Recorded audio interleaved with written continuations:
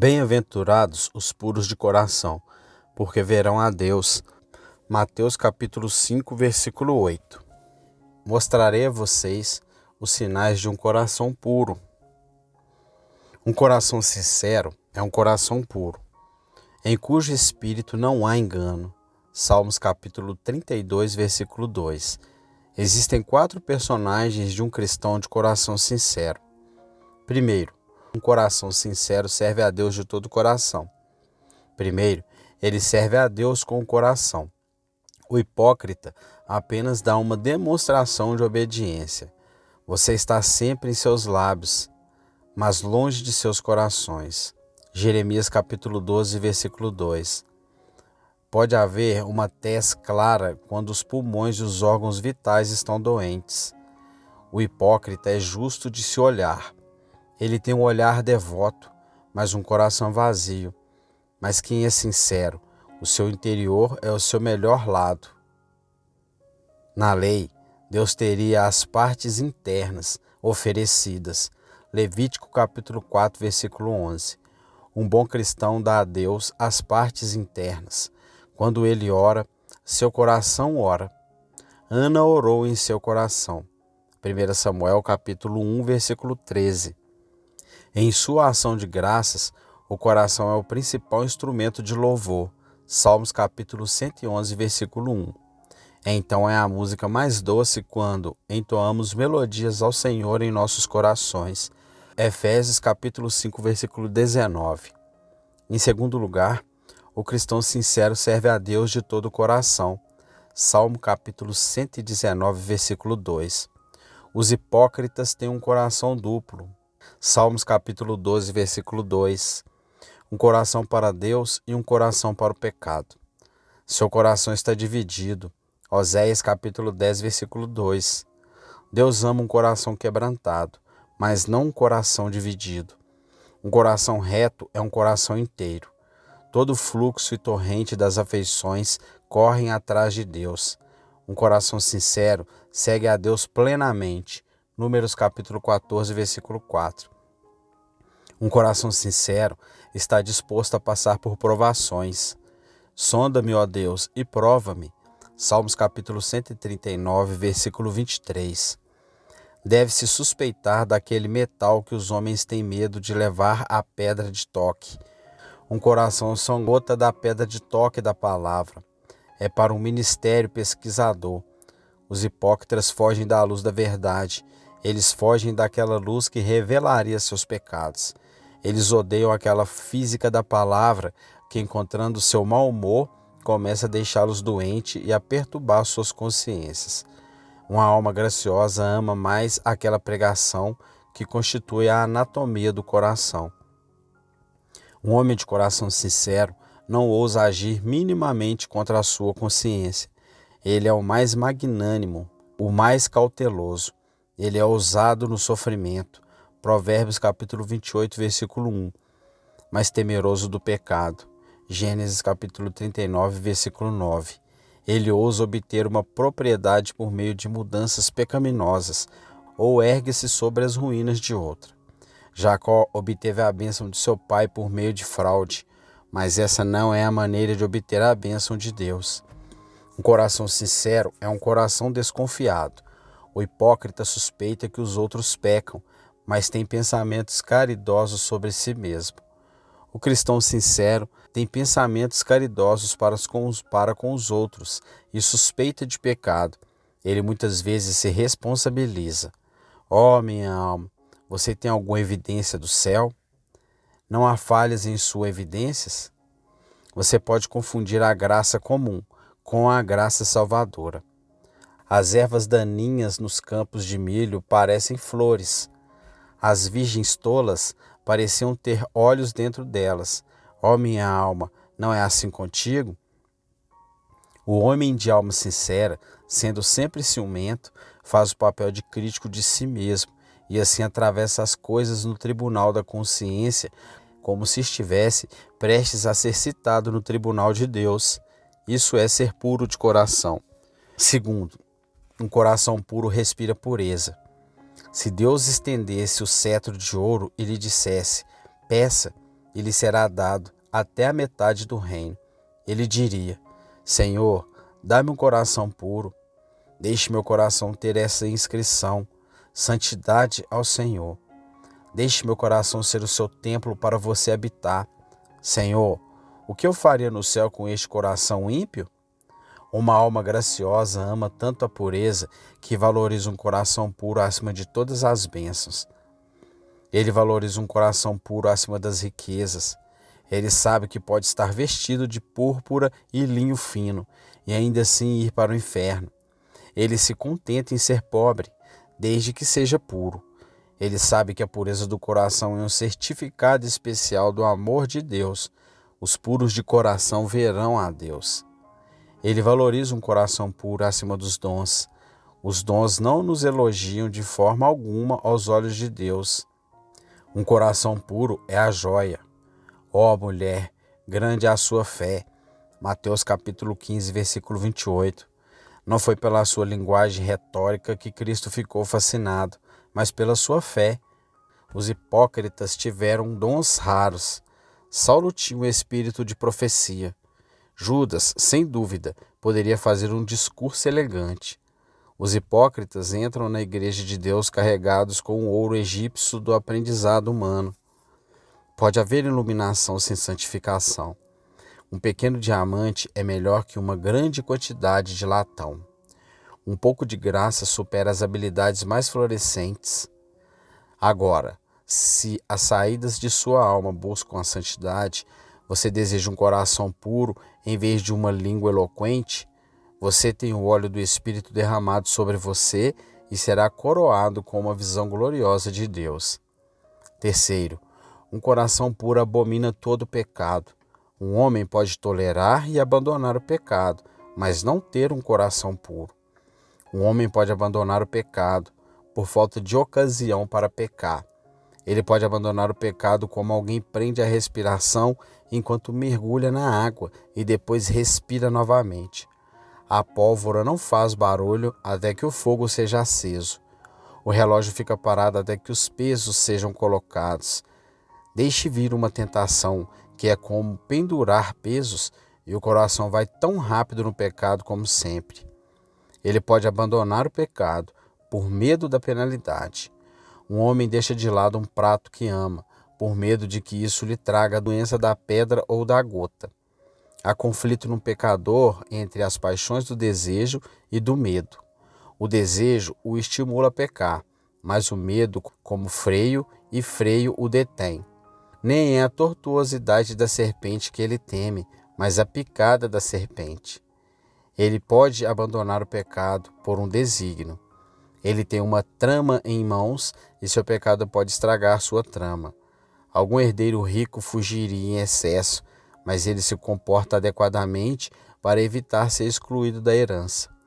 Quão bom foi Joás enquanto o sacerdote Joiada viveu.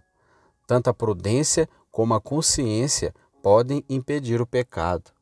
Novamente, um homem pode abandonar o pecado, mas não ter um coração puro. É uma grande questão, confesso, abandonar o pecado. O pecado é tão caro para os homens que eles se separarão do fruto de seus corpos pelos pecados de suas almas. O pecado é a Dalila que enfeitiça, e é muito ver homens divorciados dele. Pode haver um abandono do pecado, mas nenhuma pureza de coração. O pecado pode ser abandonado com base em princípios errados. Um homem pode abandonar o pecado por moralidade. Argumentos morais podem suprir o pecado. Li sobre um pagão depravado que, ao ouvir Sócrates ler uma palestra ética sobre virtude e vício, foi embora mudado e não seguiu mais seus antigos vícios. Catão, Sêneca, Aristides, vendo a beleza na virtude, levaram vidas irrepreensíveis. Um homem pode abandonar o pecado por política.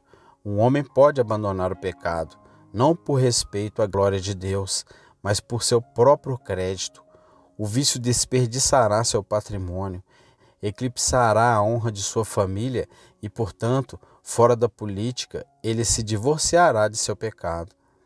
Um homem pode abandonar o pecado por necessidade.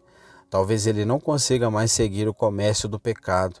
O adúltero envelheceu, o bêbado ficou muito pobre, seu coração está voltado para o pecado, mas ou a sua bolsa ou a sua força lhe falham, como um homem que adora caçar, mas suas algemas da prisão não lhe permitirão praticar o esporte.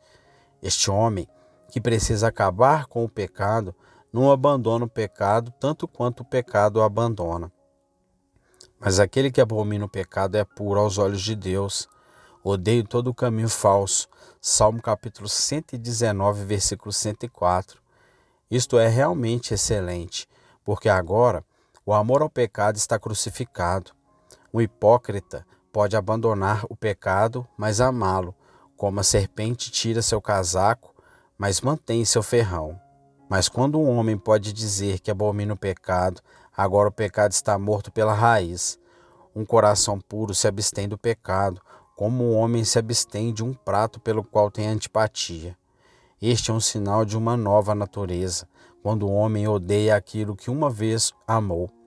E porque ele odeia o pecado, ele luta contra ele com a espada do Espírito, como um homem que odeia uma serpente busca a sua destruição. Um coração puro evita a aparência do mal, abster-se de toda a aparência do mal. 1 Tessalonicenses capítulo 5, versículo 22. Um coração puro evita aquilo que pode ser interpretado como mal. Aquele que é leal ao seu príncipe não apenas evita cometer traição, mas também toma cuidado com aquilo que tem aparência de traição. Um coração gracioso é tímido diante daquilo que parece pecado. Quando a amante de José o agarrou e disse: "Deita-te comigo", ele deixou a roupa na mão dela e fugiu dela. Gênesis capítulo 39, versículo 12. Ele evitou a aparência do mal. Ele não seria visto em sua companhia. Assim, um coração puro evita tudo que possa ter suspeita de pecado. Um coração puro evita suspeita de pecado em relação a si mesmo, e isso de duas maneiras. Primeiro, porque a aparência do mal é muitas vezes ocasião do mal. Namoro é uma aparência do mal e muitas vezes ocasiona o mal. Se José conhecesse sua amante de maneira desenfreada e esportiva, com o tempo ele poderia ter sido levado a cometer imoralidade com ela. Alguns, por novidade e curiosidade, foram assistir à missa e depois emprestaram ao ídolo não só a orelha, mas também o joelho. Há muitos que ficaram com coceira nos ouvidos para ouvir falsos mestres e voltarem para casa com a praga na cabeça. Quando Diná estava vagando, ela perdeu a castidade. Gênesis capítulo 34, versículo 2. Um coração puro, prevendo o perigo, evita a aparência do mal. É perigoso chegar perto de um ninho de vespas. Os homens que se aproximaram da fornalha foram queimados. Daniel capítulo 3, versículo 22. Segundo, porque a aparência do mal pode eclipsar o seu bom nome. Um bom nome é um unguento precioso. É melhor do que o ouro fino. Provérbios capítulo 22, versículo 1. Ela nos recomenda a Deus e aos anjos, que as riquezas não podem fazer. Agora um homem piedoso evita a aparência do mal, para não prejudicar seu bom nome. Que conforto pode haver na vida quando o nome está enterrado? Um coração puro evita suspeita de pecado, por reverência e respeito à santidade de Deus. Deus odeia a própria aparência do mal. Deus abomina os hipócritas, porque eles não têm mais do que a aparência de bem. E ele fica irado com os seus filhos, se eles têm apenas a aparência do mal. Um coração gracioso sabe que Deus é um Deus zeloso e não pode suportar que seu povo chegue ao limite do pecado. Portanto, ele se mantém distante do pecado e não se aproxima do cheiro da infecção. Um coração puro evita a própria aparência do pecado em relação a Deus. A aparência do mal pode escandalizar um irmão fraco. Um coração gracioso não apenas tem medo de contaminar sua própria consciência, mas também de oferecer a consciência de seu irmão. Se fosse apenas uma coisa indiferente, mas se for uma aparência do mal e puder entristecer outra pessoa, devemos tolerar. 1 Coríntios capítulo 10, versículo do 25 ao 28. Pois quando pecamos contra os irmãos e ferimos a sua consciência fraca, pecamos contra Cristo. 1 Coríntios capítulo 8, versículo 12. O cristão fraco é membro de Cristo. Portanto, pecar contra o membro é pecar contra Cristo. Um coração puro evita a própria aparência do mal em relação aos ímpios. O apóstolo quer que caminhemos sabiamente para com os incrédulos. 1 Tessalonicenses capítulo 4, versículo 12. Os ímpios observam nossa parada. Quão felizes eles ficariam com qualquer coisa que censurasse a religião. Os professores são colocados como estrelas no orbe mais alto da igreja. E se houvesse apenas a aparência de qualquer movimento excêntrico ou irregular, os ímpios logo abririam a boca com um novo grito contra a piedade. Agora, para um coração piedoso, a fama e a honra do Evangelho são tão caras que ele preferiu morrer a incriminá-lo ou eclipsá-lo. Com isso, então vamos testar se somos puros de coração. Evitamos a menor aparência de pecado? Infelizmente, quantos se envolvem em ocasiões de pecado? Eles tentam o diabo para tentá-los. Alguns vão à peça de teatro e comédias, o próprio combustível e a tentação da luxúria.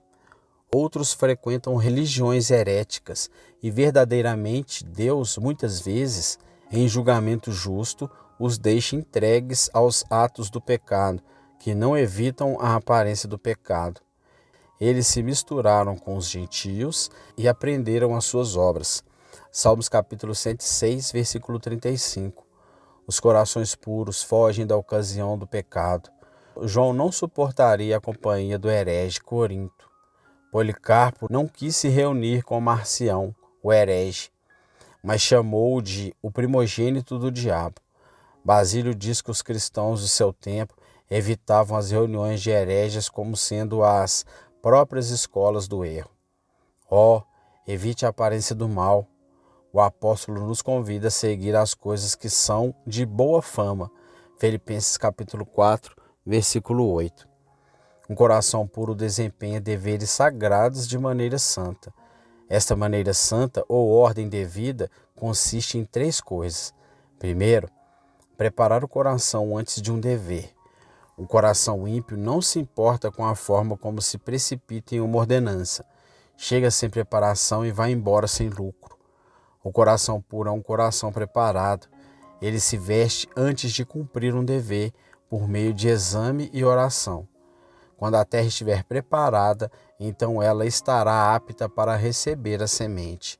Quando um instrumento está preparado e afinado, então ele está apto para a música. Segundo, vigiar o coração em um dever.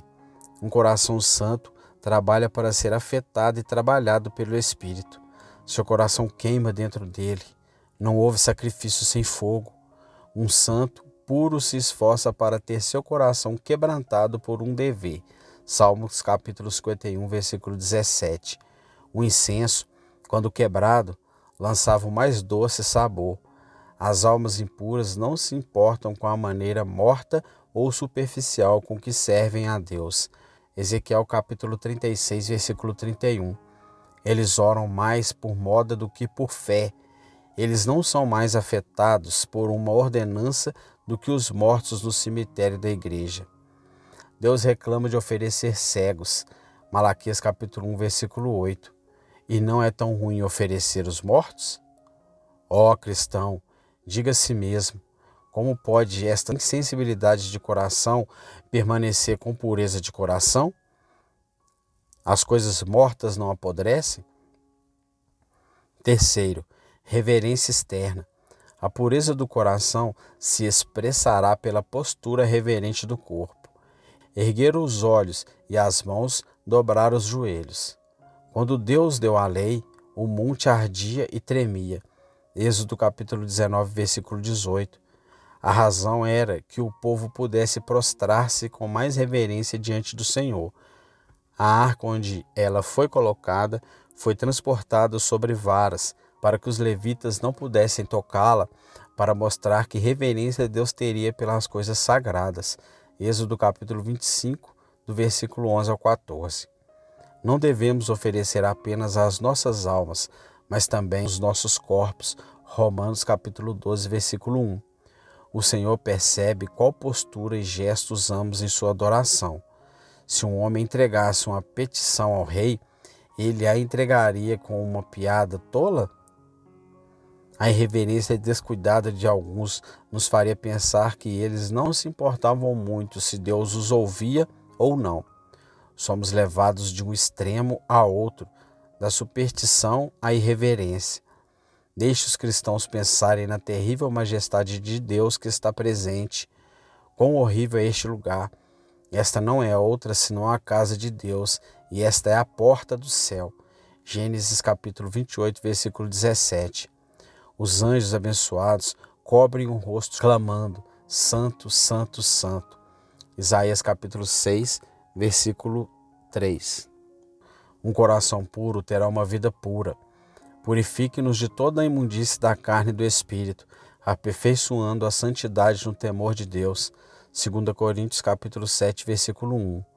Onde houver um coração santo, haverá uma vida santa. Alguns bendizem a Deus porque têm bons corações, mas suas vidas são más. Há uma geração que é pura aos seus próprios olhos, mas não foi lavada da sua imundície. Provérbios capítulo 30, versículo 12. Se a corrente estiver corrompida, podemos suspeitar que a nascente seja impura. Arão foi chamado de santo do Senhor. Salmos capítulo 106, versículo 16. Ele não tinha apenas um coração santo, mas havia uma placa de ouro em sua testa onde estava escrito: Santidade ao Senhor. A pureza não deve apenas ser tecida no coração, mas gravada na vida. A graça é mais bela quando brilha com seus raios dourados. O relógio não apenas tem seu movimento interno, mas o ponteiro se move externamente no mostrador.